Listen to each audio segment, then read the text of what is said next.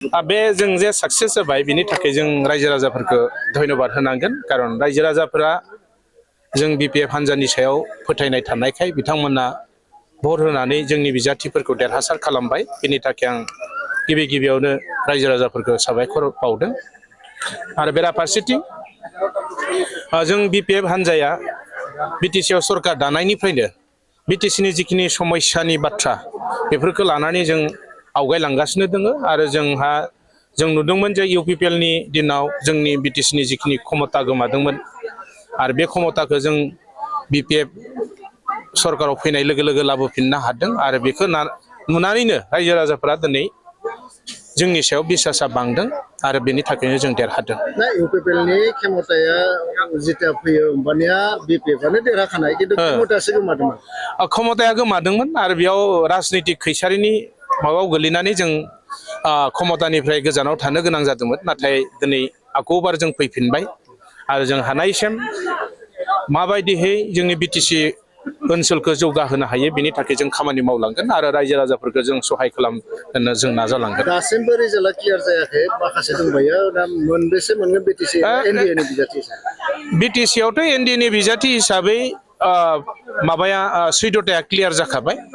14थाया clear आरो बे देरहाखाबाय खालि रिजाल्टल'सो डिक्लेयार होनो बाखि परबत जरायावल' जों हारिदों आरो बिपिएफ हिसाबै जोङो 10थाया फाइनाल बियो जास्ट माने रिजाल्टल'सो डिक्लेयार होनो दोङो आरो। सार नोंखौ बे समाव जों नुनो मोनदों जे नोंथांनि बिपिएफ सरकारा थांनाय 5 बोसोर गोबां क्लेम खालामदोंमोन बे समाव विधान सभा इलेक्शनाव इउपिपिएलआ गासिबो गोग्लैजोबनायखौ बे समाव काउन्टिं बर्डआव देखायबाय थादों बेनि खारना मा? काउन्टिं बर्डआव माने बिपिएफआ आवगायबाय थादों बाट इउपिपिएलआ गासिबो जिर' जानो थागासिनो दङ दायो। औ बेथ' नंखागौ इउपिपिएलआ जिर' जाखासिगोन बिपिएफआ मथथे देरहाखाबाय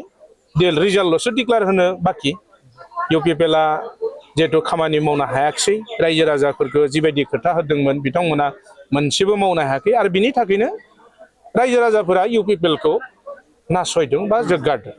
सासे बुंथिगिरि सार नोंथांनि कनसिमाफोर दं नामा जे नोंथांमोननि साननाय हनायफोर गोबां गोजौ थागासिनो दङ 5 इयार्सआव जिबायदि बिथांमोना कन्टेस्ट खालामनो नोंथांमोनखौ गाबोदोंमोन नोंथांमोना माखासे बांसिन माने कन्टेस्ट लादों जे जों बांसिन मावबावसिगोन होननानै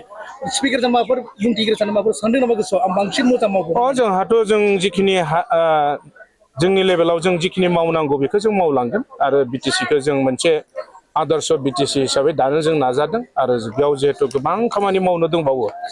बेखौ जों मावखानांगोन आरो बेनि थाखाय जों जिखिनि पर्यायाव थांनानै खामानि मावनाङा मानो जों मावलांगोन आरो। सार मोनसे गोजान रादाबबो बुंनांगौ सार नोंथांनि पार्सनेल कुइसन नोंथांनि समस्थियाव नोंथांनि एक्स एमसिएलआनो दिनै रिजाइन होनानै दिनै नोंथांजों गोरोबफैबाय मा बुंसार बेनि बेलायाव? आं बिथांखौ बरायदों बिथाङा मोजां डिसिसन लादों कारण इउपिपिएलआ बेयाव खुनु जागा गैखाला रायजो राजाफोरा बिथांमोनखौ मोजां मोनखाला बेखाय बिथाङा भबिष्यतखौ नाहरनानै जोंनि दलाव हाबदों बेखौ जों बरायदों आरो जों ज' ज'यै खामानि मावलांगोन।